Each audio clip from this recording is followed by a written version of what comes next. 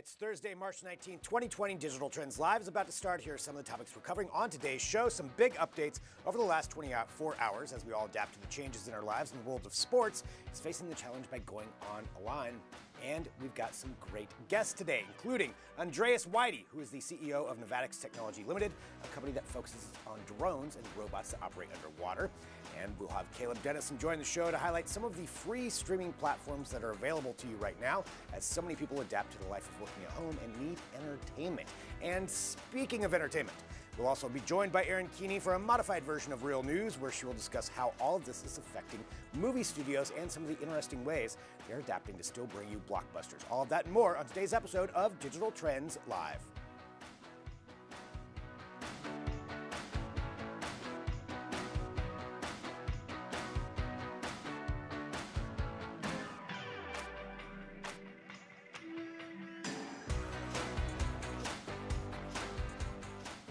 And hello, everyone. Thank you for joining us. This is Digital Trends Live. We are live here every weekday, 9 a.m. Pacific, noon Eastern, bringing you trending tech headlines, news, interviews, discussions, and so much more, all while broadcasting live across a number of different platforms. We're on Periscope, Twitter, Twitch, Facebook, YouTube, LinkedIn, Dailymotion, Apple News, 2 different mobile apps, a smart television app, and at digitaltrends.com/live. So wherever you're finding us, you can join in the conversations that we get to have. We're going to keep you informed on what is happening every single day here. And I thank all of you for joining. It's nice to see some of the comments coming through as we're all adapting to this new life of living under the threat of coronavirus. I know a lot of people are working at home, including a lot of our staff. So thanks for being here with us. Let's go through this together. We've got some great interviews coming up for you, but let's talk about the news right now.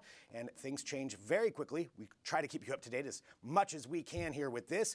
And speaking of that, let's talk about some of the things that are going on with social media. So there's a lot of misinformation that is being spread out there about the coronavirus. But there's a number of tech companies that are getting together to try to combat some of that, including Twitter, who made several different announcements about their platform. Now, we already knew they were going to be kind of surveying a lot of what's being posted in association with coronavirus or with COVID-19. And here's some of the statements that they had about what they're doing. They said when they determined that a tweet violated Twitter rules, they require the violator, say that 10 times fast, require the violator to remove it before they can tweet again. So this is something that we're seeing a lot of people, if they are posting about it and they say that this violates it, they are going to ask them to remove it. They'll give them a chance to, but then if they don't, they'll go back through and do it. So this new policy bans tweets denying expert guidance on the virus. So if somebody disputes something, say if it's coming from the CDC or WHO, and they go against that expert guidance, they said that that is going to be removed. So that encourages fake or ineffective treatments, preventions, and diagnostic techniques. So they're trying to get really to the bottom line of people who are disputing health authorities. And that is something that's definitely above and beyond what they've done before. And really, when you think about it, we're talking about armchair doctors. We probably all know people who post online as though they're giving out medical advice, but really don't have anything to back that up. That's not something new because of coronavirus. We've all experienced that before, but now Twitter is saying they're going to attempt to go after those and have those tweets deleted. Not necessarily ban an account, but delete the tweet to make sure that this misinformation isn't spreading out there. And I think that's really important, actually. It's a bold move. Now, how they're going to be able to do it is going to be a whole other question. Right now, of course, they're all working from home. They've got some AI that's handling that. So I think across the social media spectrum, we're going to see some kind of odd things. I'm going to guess maybe some things taken down that maybe weren't intentionally or intended to be taken down. But that is something that's part of Twitter's policy as they're going forward. So they are banning a number of these. They're also even banning what health authorities, anything that counters what health authorities recommend. So their example was somebody saying coronavirus is a fraud and not real. Go out and patronize your local bar. That's something that could technically be taken down. So just be aware of that as you're online, as you're on Twitter. And as we always say here, make sure you go to accurate sources for information. We do the same thing here. You know, if the CDC says it or WHO, well, that's accurate health information or an accurate health authority in your local area. Just don't rely on random people on Twitter unless they can actually verify those sources. So that's Twitter going after that. We'll see how that actually does all work out. And I'm seeing some comments come through now. How do you report those on Twitter who post lies about the virus? That's actually a good question. I don't know if Twitter has actually put something up to where you can report it directly. You can probably flag it and have it notified and have somebody look at it. I don't have a lot of details on that, but it is a very good question. That was coming from Shirley on Facebook. So thank you for watching live here and joining in the conversation that we get to have. Moving on, some other things. To keep you up to date with what's happening, Elon Musk actually posting on Twitter, talking about the shortage of ventilators that are out there. And so ventilators are very important. If you're catching up on that, it's very important for people who are treating victims of the coronavirus who've developed the COVID-19 disease. They need ventilators. And there's a big shortage that's happening, or potentially could happen, if everything keeps spiraling like it is. Now, Elon Musk actually stated that he would be willing to convert Tesla and SpaceX factories to start making those. He said it wouldn't happen overnight. It takes a while to do that, but because Tesla makes sophisticated HVAC systems for cars, and he said SpaceX is equipped with, their spacecraft are equipped with life support systems. So combining those two things together, they said that they could certainly feasibly convert that. There's even a new report that the mayor of New York asked him to do this, asked him to start making that. So we'll see where it goes, but I mean, as we have all these different companies, adapting, and it's a rapidly changing world, these are the kinds of things we could see manufacturing moving to mobilize against that kind of thing if we do have this shortage of ventilators. So that's important to know. That's Elon Musk with that. Continuing on, getting you your update here on some of the news over the last 24 hours or even more recent. We did find out that on Wednesday, the Federal Communications Commission temporarily waived rules in a move to foster internet access for hospitals and schools. So right now there's kind of a stipulation on ISPs, on internet service providers, to where they can't be giving out free things necessarily because in a business practice, it's what's called the gift rules, to where you get somebody in there and then they try to hook them in and then give them charge them for it. It's a business practice, but that is not legal for FCC rules. However, that is waived right now, and that's in an effort to make sure that we have enough capacity for hospitals and for schools and for students to get access to the internet. As everything moves online, including education and a lot of what the hospitals are doing, we need that capacity, the ability to make sure that everybody has access to broadband internet, which is not a universal case. A lot of people don't. And so this is something that could actually help out.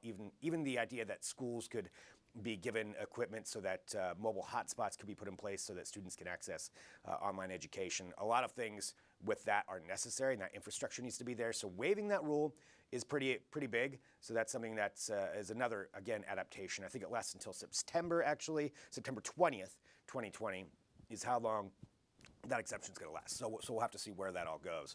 Again, that schools getting help. Continuing on.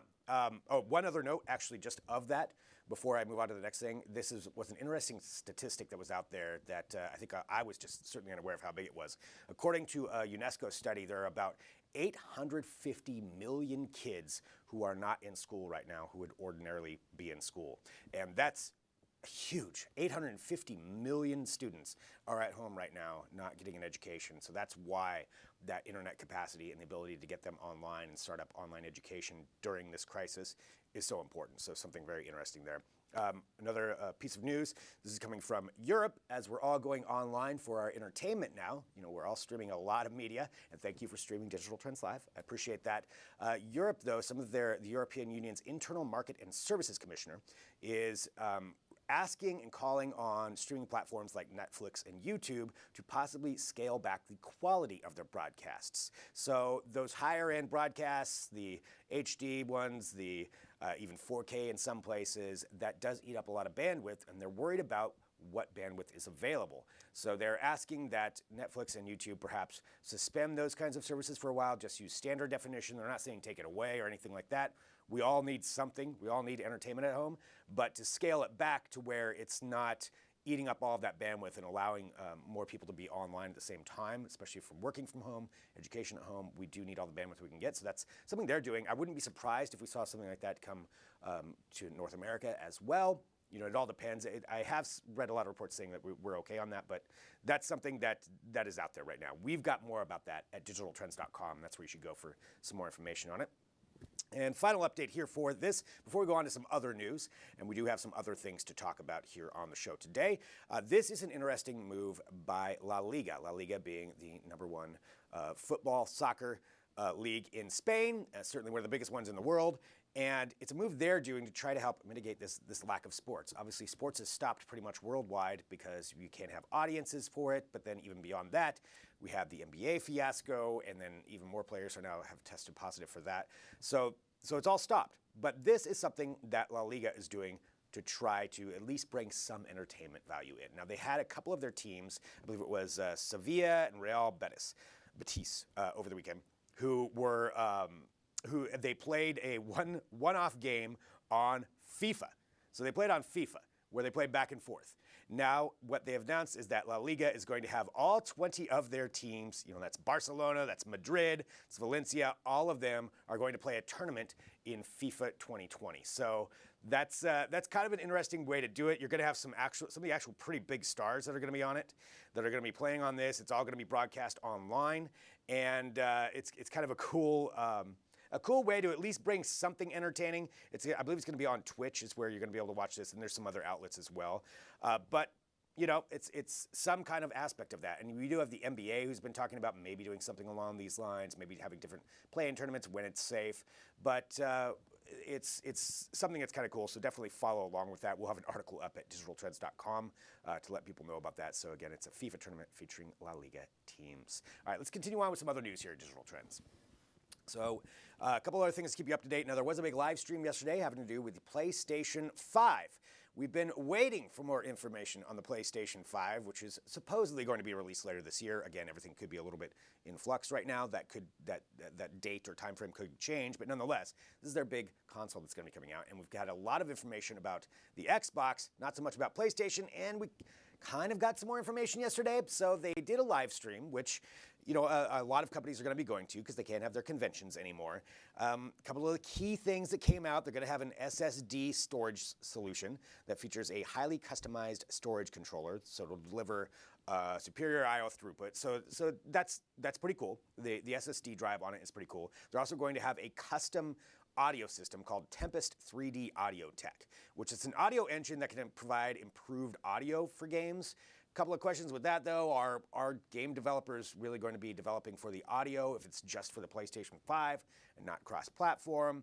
It kind of left almost more questions than it gave answers to. And that's why we've got a great op-ed and just kind of a recap of the event up at digitaltrends.com right now. Our own Matt Smith went through and analyzed everything that he saw, saying the audio is cool, it sounds cool, but again, our developers who are developing cross-platform are going to be using it. And I do want to know what people think too, whatever platform you're watching on. Now, the pricing, that's something we still didn't get either. So we don't know what that's going to be, although Matt speculated that he thinks it's going to be around $500, which is kind of on par with what a lot of our estimations were. Now, some people are saying Microsoft's could be $600. That's a lot for a platform. $500 is a lot for a platform. But if these are really the groundbreaking ones, we do know they're going to have ray tracing abilities, 8K abilities, for when that does come out. And gaming could be one of the first things to get 8K. But that's where we're at with that. So you can read more about the entire announcement and really break down. It was highly technical, what they went with. We still didn't get to see the actual console, which I'm hoping maybe that's something that they'll reveal soon. I mean, it is something, it would be nice to see what it's actually going to look like. Xbox has already done it, but that's where we're at with what Sony has released. You can, again, read more about it at digitaltrends.com.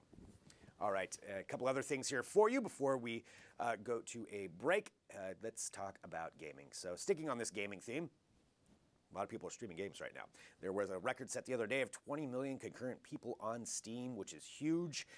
And we're going to see more and more of this, whether it's on Nintendo Switch Online, whether it's on Xbox, PlayStation, wherever you're at, wherever you're streaming, a lot of people are streaming games. And this is something else, though, to add in where you get some free games. So right now actually this would have been during MWC. So we would have had a bunch of different games that would have been released right now.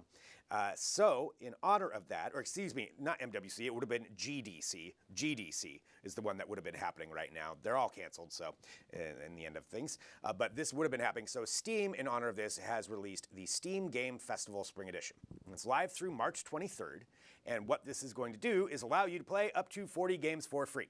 So they're demos, but that's still pretty cool to be able to go on there and try out some of these different games. There's some interesting ones from Spiritfarer, there's Heavenly Bodies, there's some kind of cool ones that are up there, and with 40 of them, you really get a chance to try out a lot of different things. So if you're looking for something to do, if you stream games already, or maybe you're a first-time game streamer, which I think there's a lot of that out there. We've certainly got guides at Digital Trends for you, but this is a great way to just go online and try out some different forms of entertainment. You're inside already, and see if you like it or not. And these demos are kind of cool because you're getting a lot of indie games that are in there as well. So it's a neat addition and a neat thing that they're doing. Again, till March 23rd. They've done this before, but this is with more games this time. This is 40 games. I think the last time there was only 12. So 40 different indie games for you to try out. And again, that's the Steam Game Festival Spring Edition. We've got an article about it at digitaltrends.com.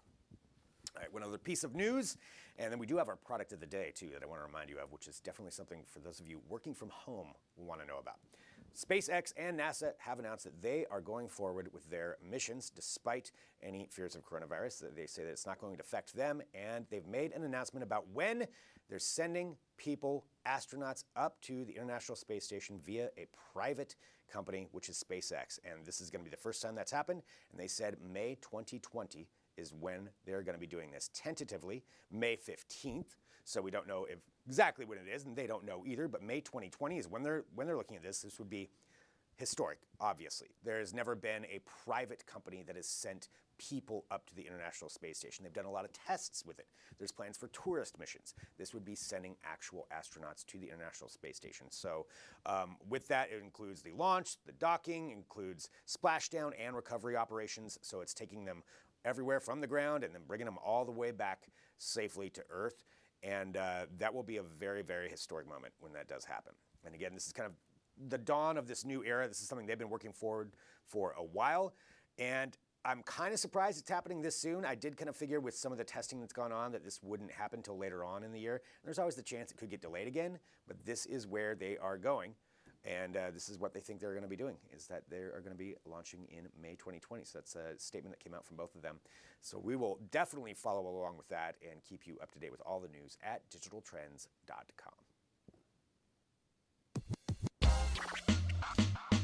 Hey, I'm going to let you in on a little secret.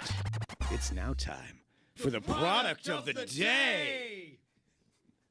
All right, that makes me laugh every time. Yes, the product of the day. This is something that we have here for you. So today, a lot of you are working at home right now, and you're setting up your home office. Maybe for the first time, you need some monitors, and an extra monitor is always nice. So this is our product. It's the Dell 27 USB-C monitor, and USB-C meaning this. You can connect everything through one cable. This is kind of one of the great aspects of this. So you can send power, data, and audio all through one cable. If, like me, you have a billion cables surrounding all your equipment, it's nice to just strip that down to one. So that's one big advantage of this.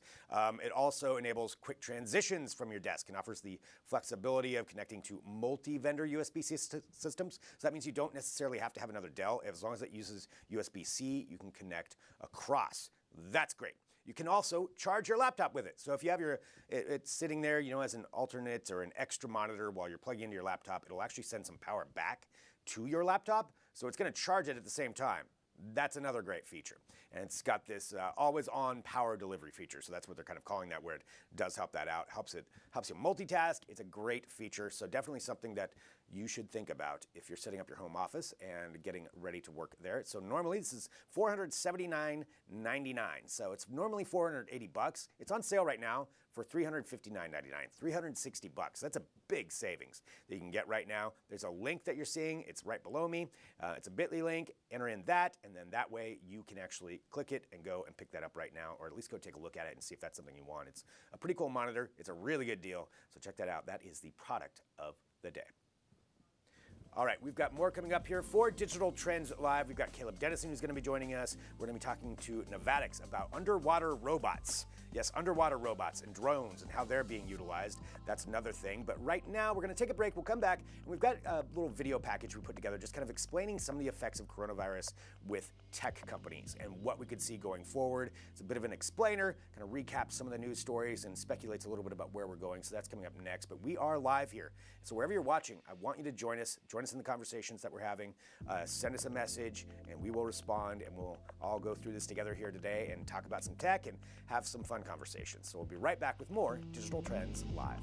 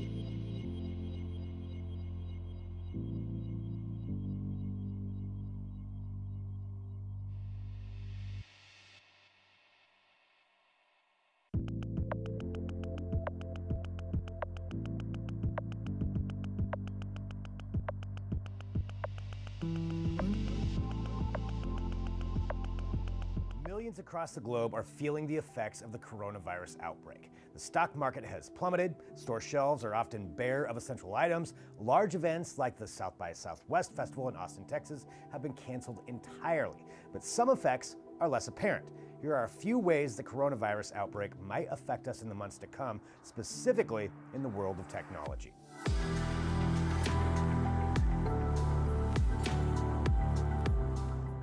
Depending on which side of the tech industry they exist, the coronavirus outbreak is either a boon or the bane of a company's business. As companies urge their employees to work from home, those employees turn to apps like Zoom for video conferencing and Slack for communication. And as you can imagine, Zoom and Slack are doing quite well now. Likewise, as people opt to or are forced to stay home, they may turn to delivery services like DoorDash, Postmates, and Instacart to get food and supplies without having to risk exposing themselves. These tech companies also continue to thrive. Naturally, as those bound to their homes seek to find entertainment to pass the long hours, streaming services like Netflix, Amazon Prime Video, and YouTube will likely see an increase in use.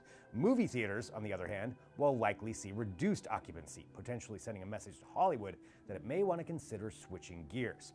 Also, as travel is declining, booking sites like Expedia, Kayak, and Travelocity are seeing a sharp decrease in new business and a notable uptick in cancellations. Coronavirus will also have an effect on the tech hardware business, and it all comes down to a term we rely on every day without necessarily understanding it or being actively aware of it: supply chain. The brand name on the front of a phone or laptop or TV only tells you who designed it. Assembling all the parts is a complicated web of contractors, subcontractors, and warehouses which go completely unseen.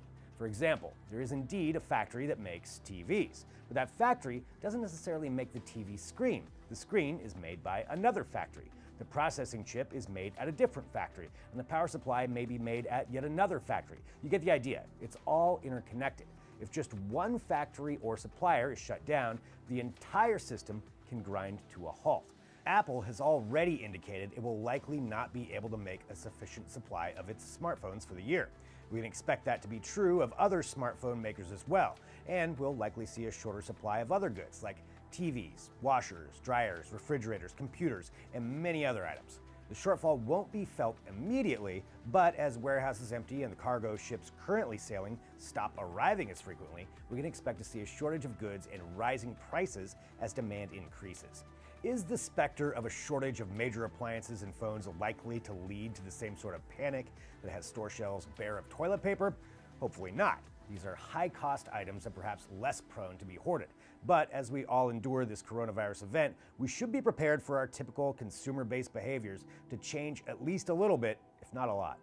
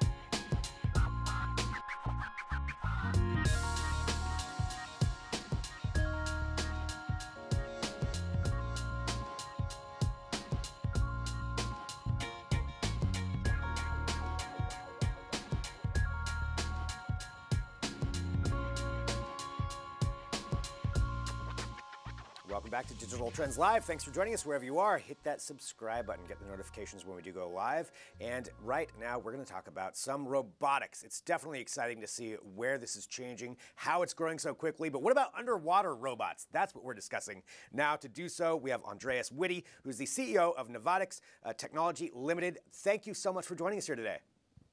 Sure. Thank you for having me as well. Excited to talk about robotics, and I want to talk about, underwater in particular seems like something that we don't bring up a lot. And I'm wondering if you can walk through, especially with your company and expertise, what some of the challenges are to implement robotics underwater. So basically, our company is like a startup company called Novatics Technology. We were founded in 2016.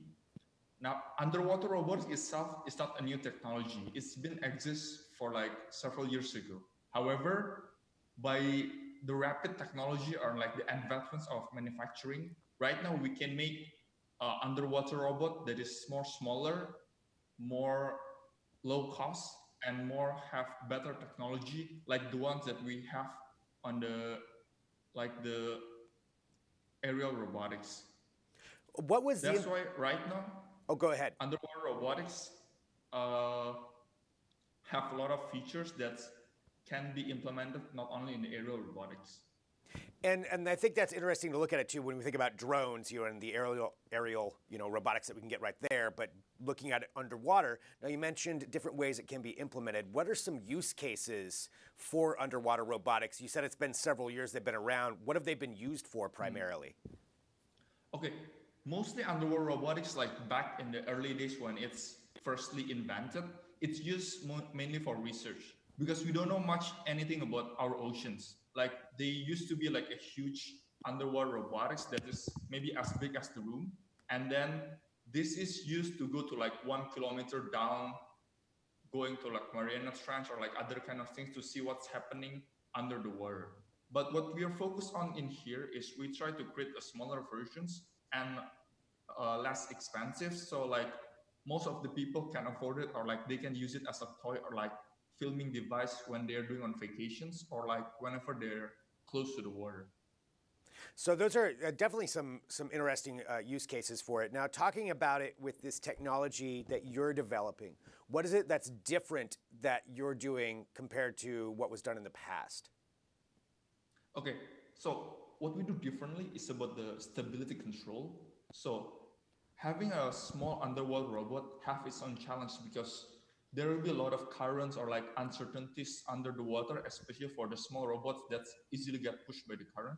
So part of my projects in my university is how we can model it and how we can better control it. So even in the mild current, it can still stable and can also still provide a good image and also good footage to the user. Yeah, I would think there's a lot of external factors there just in the environment that could be pushing that all around.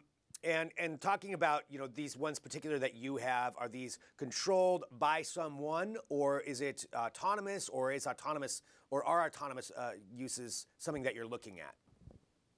Okay, right now our first product, Novatics Mito, it needs to be controlled by someone on the shore, but later on we will have more autonomous function, such as like automatically can search like a certain pattern, which is mainly used more for like professional, like search and rescue or like in a survey mission. I would think that actually. I kind of want to go down just talking about a few of these different use cases going forward. Now, you mentioned search and rescue, and currently that's a very difficult thing, I know, going underwater. And we can even know, with the plane crash a few years ago that, they never found anything for that, and that was a massive mission to try to find that. Is something using underwater robotics, would that, once this is more proliferates more, is that something that would be a great use case for that and searching for search and rescue missions on the bottom of the ocean? Exactly. So right now the problems of underwater robotics is we don't have any wireless technology down there. Maybe it's some acoustic because like electromagnetic doesn't travel more. Like Wi-Fi, GPS, it's very hard for us to navigate underwater except to use sonar. But mostly available sonar sensor out there in the market is either not widely available or like it's very expensive. That's why in the future we want to try to build more that can be integrated in our robot, and will be one of the use cases that can be for search and rescue. And if we can make like a fleet of underwater robotics, then like probably like 3 or 5 robots can cover more areas, and it can increase the chances of finding something in the search and rescue under the water. Looking at it, to get to that future where we could have a fleet of underwater robotics, what are some of the technological obstacles that you need to overcome? Because I would imagine battery life or how it's being powered would certainly be one. Maybe you can speak to that, but also what are some of the other challenges that you're facing? Okay, currently, like the battery powered is on a little bit tricky. We can waterproof the batteries and make it self-contained and quite safe. So batteries are actually not our main problem right now. Our biggest problem is like, how can we make sure that under the water, all of this fleet of underwater robot can communicate with each other, and how we can manage it? Or mostly the most important thing is like, how can we combine the data from different robots or like different sensors so that we can know more about what's going on under the water as a collective information, not only like separate image or separate video from one robot. Have you, looking at another aspect, and I mentioned just kind of taking a look at some of the other use cases for this, have you spoken to many people in the filming industry as far as using these for cameras for shooting underwater scenes, or even for environmental research, or research for nature shows, anything along those lines? Yes, actually, you mentioned it. Right now, most of our market, I can talk about 2 parts. One is about underwater photographer. Well, filming for underwater, using underwater robot is a little bit different than people who actually carrying a huge camera and going diving. Well, that we cannot replace, but using underwater robotics, sometimes it can give different perspective. And also for research in marine life or like some marine animals, it's usually you can approach it without disturbing the animal, compared to like if diver actually following that. So in terms of knowing more about marine animals, underwater robot can prove to be less invasive, and like you can take a closer look at the marine animals itself. Well, it's definitely exciting what you're doing here with this. I mean, it's a whole wide open field, and where the future is just sounds really cool. And these different use cases, whether it's search and rescue, or you mentioned, not bothering the wildlife, and actually being able to get some more footage of that, and what we can learn in education and mapping. It's really exciting. And I want to say thank you so much for joining us here on Digital Trends Live to talk about it too. For people who want to find out more about what you're doing, where can we send them online?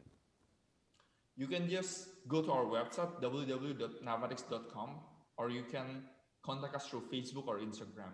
We're on all of them. Great. Andreas, thank you so much for joining us. Thank you so much as well. You're welcome. All right, really exciting. We love talking about robotics and drones. I mean, it's always so much fun, right? But now we're talking about it underwater and some of those amazing use cases, and just how undiscovered a lot of our oceans are. This is a way that we could actually find out a lot of information. Really cool stuff. And we've got more coming up. I know I need to get to a break here, because we have Caleb Dennison who's going to be joining us. And he is coming on next to talk about different streaming services that are out there. A lot of people working from home right now. A lot of people need entertainment. And maybe you're tired of what you've been seeing on Netflix. Well, we've got some other ones, some other free services too. So he's got the whole guide. He's going to walk us through it. That's coming up next. Stick around. Back here in a minute with more Digital Trends Live.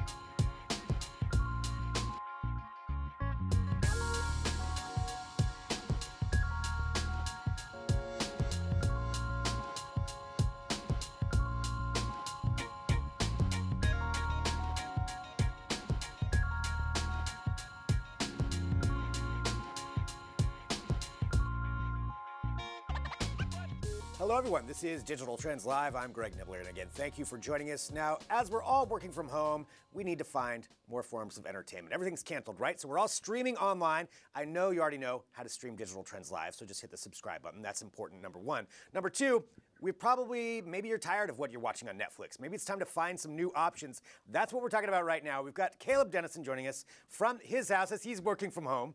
And to talk about this, Caleb, A, how you doing? Doing well. How are you, Greg? Doing good. Is that a popcorn machine behind you? Yes, it is. Okay, I just wanted to clarify that. That's it. No more questions on it. So when it comes to streaming television and finding things to watch online, what are some of the options that you want to talk about here? Well, Greg, if you don't mind, first, I want to highlight a piece of news that just came out a little bit ago that I just find interesting because it's kind of related to this idea that we're all at home and have a bit more time to enjoy streaming entertainment. There was a commissioner in the European Union that asked Netflix, apparently went straight to Reed Hastings and asked him to basically bust Netflix to bust everything down to standard definition so that it wouldn't threaten their broadband consumption, which I thought was very interesting. I'm not sure that going straight to Netflix was the right way to organize that. Maybe go to the individual ISPs and say, hey, how about you throttle people's connections? And then automatically people would be dropped to SD. But the reason I think is that going to happen to us next? And the answer is no. It's not. It's not. We just recently spoke to an expert who said that amid all of the people that are working from home and taxing the broadband internet connections, right now everything is holding up really well. And in fact, many internet service providers here in the US are lifting data caps so that it's possible to stream all the video that you want, do all of the video meetings that you need to do, and not worry about taxing your bandwidth cap. So there you go. You have a license to stream. That is good to know, actually. I didn't even think about that yet, whether the infrastructure could handle it, but it sounds like it can handle it. So we're still going to be able to stream in HD or 4K if that's something that you can get. But now that we know that, what should we stream? There's so many services out there. There are way more free TV and movie streaming apps out there than you're probably aware of. Now, it's not all like primo entertainment. If you want to catch up on old episodes of Brady Bunch or whatever, that's certainly out there. But there's a few different apps I wanted to run through. One is Tubi TV. That's Tubi TV. It's all free. It's ad supported, right? So you're going to be forced to watch some ads while you're watching this stuff, just like you would with regular TV, right? But they have episodes of like Hell's Kitchen. They've got movies like Minority Report and Be Cool. And, there's some good content there. It's all 100% free. The same can be said for Pluto TV. That's got tons of Comedy Central stuff. There's a lot of kids programming available on Pluto TV. Food, nature, all that, travel stuff. You can flip around forever on Pluto, and there's almost always something to watch. A lot of channels, and also sort of like a conventional cable or user guide or satellite user guide where you can just kind of flip through the grid and find something that you want to watch. Another free service folks not familiar with is IMDb TV. You might know them for their movie ratings and movie info, but there is an IMDb TV app that you can get. Lots of free streaming stuff on there as well. And then there's some more familiar names, but you just may not realize that they have free stuff that you can watch, like Vudu. A lot of people store their movies there like a digital locker, but Vudu also offers free programming to watch. Crackle, Sony's Crackle, you can watch lots of stuff there. Anything that Sony owns that they've let out there for free. I think Comedians in Cars Getting Coffee is available on Crackle. That's a really popular show you might want to catch up on if you want to. And they've got all kinds of stuff, sports, Jeopardy. I was going to say, Crackle also has Sports Jeopardy with Dan Patrick, which is a great show. Yeah. I just want to advertise that. Which super fun, right? I mean, it's getting to the point where never mind, you have Netflix and Hulu and Amazon Prime Video and the ones that you're probably used to with tons of great content there. If you're just needing something different, and maybe you don't want to think about what you want to watch, you want to just kind of through like you would normally with TV and land on something random just for fun, all these free TV apps are option. I will also say that the Roku stick or a Roku TV, there's a Roku channel with tons of free stuff available there as well that you can watch. Also, ad supported, but free nonetheless. And Sling TV, interestingly enough, has released a bunch of stuff anybody can watch for free. You don't have a subscriber. So they have ABC News going there, so you can keep up on world events, and a bunch of kids programming available too. They're just another one of these services that's trying to put some stuff out there for everybody to enjoy. And then if you have Plex, Plex is known as a media server, but Plex actually has free content to watch too. So if you get that app for your smart TV or streaming box, Plex again. So I mean that's a ton. Tubi, Pluto, TV, Vudu, Crackle, Roku channel, Sling TV, Plex app.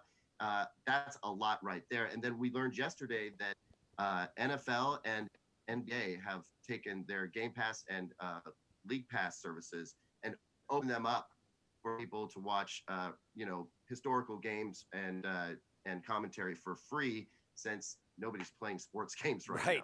Yeah, I mean, it's the only sports that you're gonna get, other than watching them, stream video games against each other. That's all you're gonna get. So you might as well take advantage of that if you've never used them. I mean, it's free. Why not download it and give it a shot? Try it out. It's not going to cost you anything. Going back through some of these ones that you mentioned, I just want to make a note.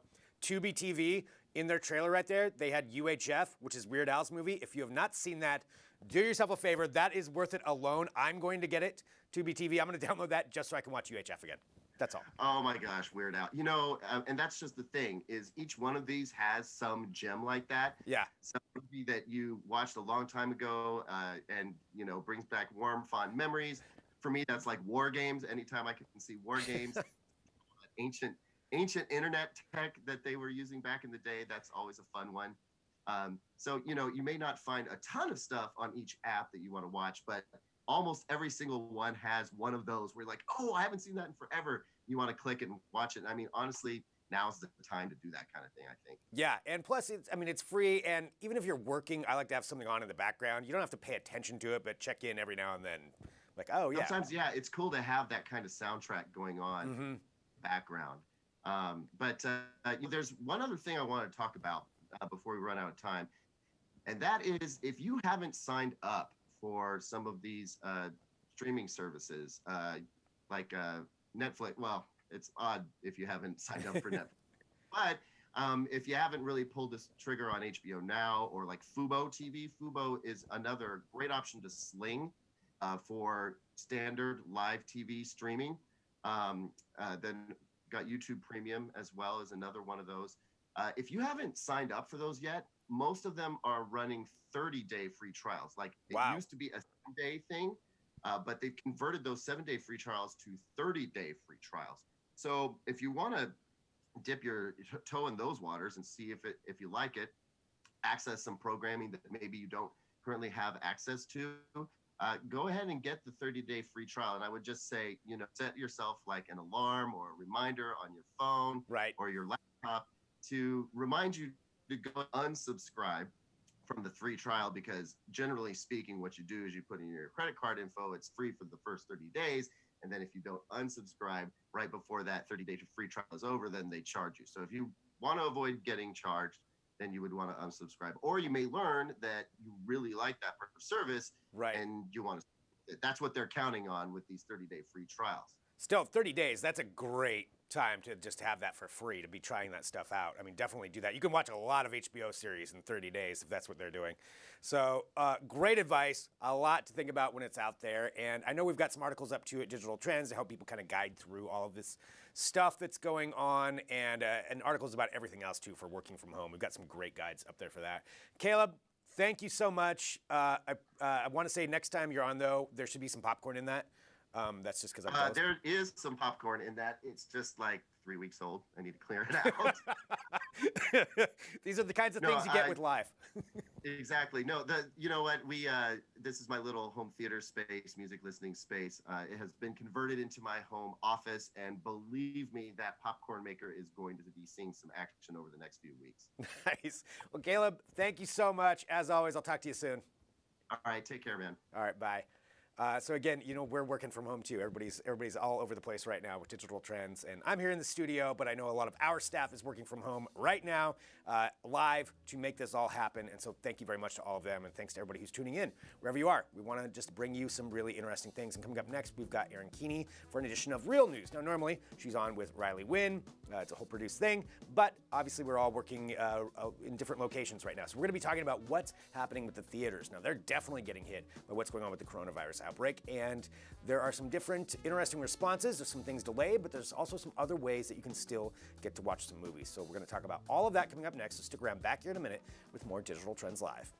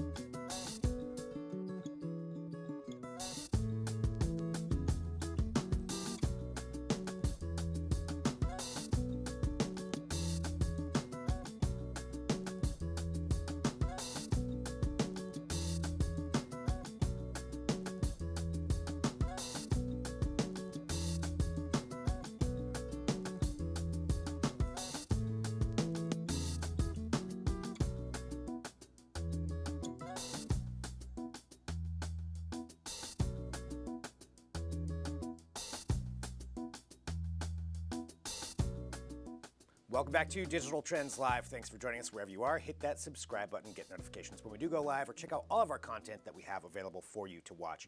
And speaking of content, certainly the coronavirus has hit a lot of different facets of entertainment, and that definitely includes theaters. Large gatherings are banned. We know that movies are getting pushed back, and there's a lot to really unravel with this. And to do so and to help us understand what's happening, we of course have Erin Keeney from Real News joining us. Erin, hello. How you doing?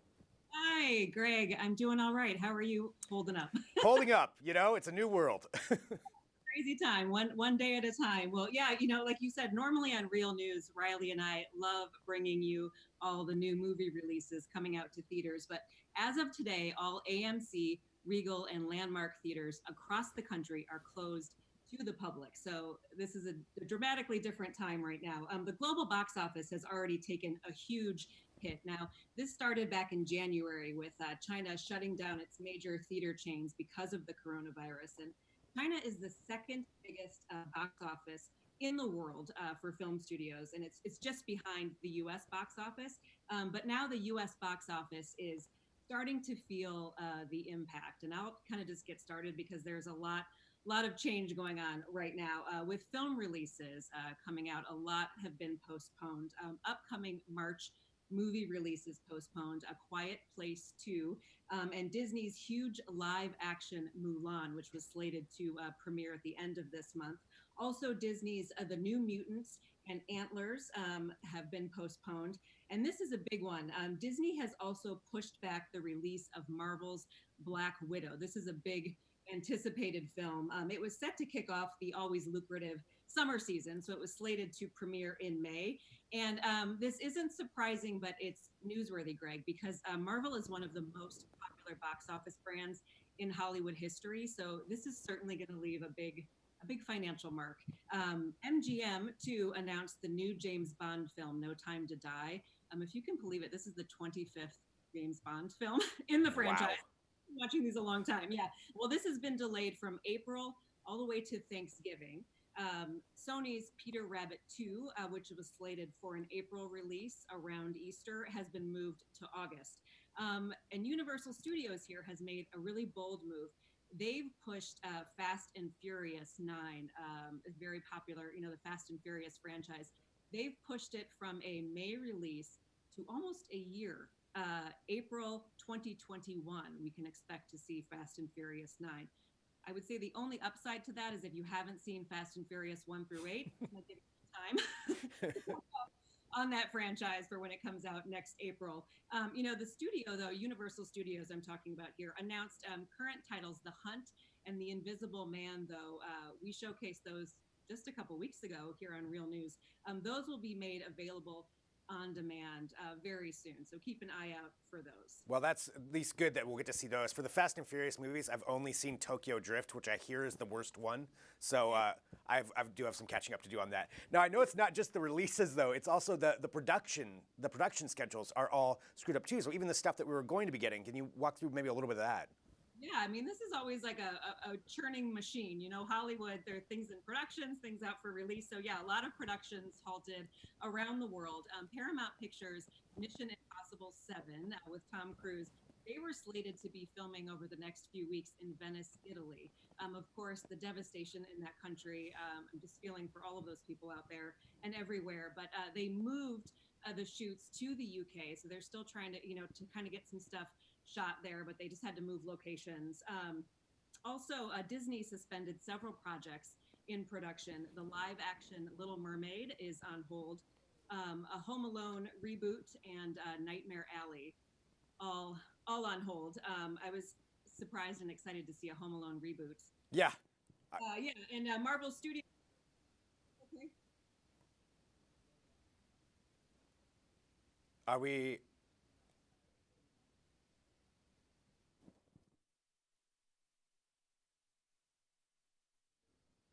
Okay, we're back. All right. Just to remind everybody, we are live, so sometimes we get a little bit of a glitch there that happens. Yeah, we're going live. We're all doing the best we can. Exactly. Going back to what you were saying, talking about Home Alone. Can you start us off there again? I didn't quite catch all that. With Home Alone, yeah. So I was saying, Disney, I talked about Mission Impossible 7. Their shoots being moved to the UK, but Disney has a lot in the works right now in production. So they suspended several projects, including the live action Little Mermaid. That's been talked about a lot of hype for that. Home Alone, which, Greg, I didn't even know Home Alone was having a reboot. I'm so excited for that. Yeah, I know. I kind of want to see how they do it. I hope they bring back Macaulay Culkin for at least a cameo. Oh my gosh, he's amazing. Yeah, and also the film Nightmare Alley. So Disney pump the brakes on that one as well. And Marvel Studios, which of course is huge, they're operated by Disney, as you know. They halted productions in Australia of Shang-Chi and the Legend of the Ten Rings. So Warner Brothers now put a temporary stop to the Batman with Robert Pattinson. Will Smith's King Richard is also on hold. And the third installment of the Fantastic Beasts franchise is also on hiatus. So I think I have one more here. Director Baz Luhrmann, we know him. He is an incredible, prolific director out of Australia. Well, he has been down in Australia working on his Elvis Presley film. That one has been postponed as well. Now, that's the film that Tom Hanks is working on. And you remember Tom Hanks just last week announced that he and his wife, Rita Wilson, contracted the virus. So those two, fortunately, are now out of the hospital, and they're said to be in self-isolation. They're just resting in Australia. Well, I mean, and that's good that at least Tom Hanks is resting right now. But that is one of those things that's just so shocking when you hear like Tom Hanks has it, and then Idris Elba also being diagnosed. Exactly. And I wish them all a speedy recovery. I was actually down in Hollywood when Tom Hanks announced that he had contracted the virus. I was packing up on some of my groceries down there with a friend, and it just made it feel really real. People in line were saying, "Oh my gosh, if Tom Hanks can get this." And he's not immune to it, of course, but I think these film stars have a very powerful platform, during this pandemic to remind fans to stay safe and stay healthy and, follow the protocols from, government officials.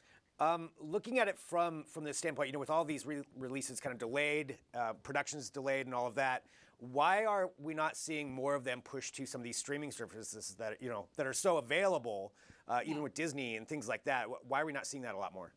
Yeah, well, that's a really good question. You might have heard that just last week, I think it was, Disney released Frozen 2 to stream several months early. I think they did that as a as a gift to a lot of the parents at home right now. Yeah.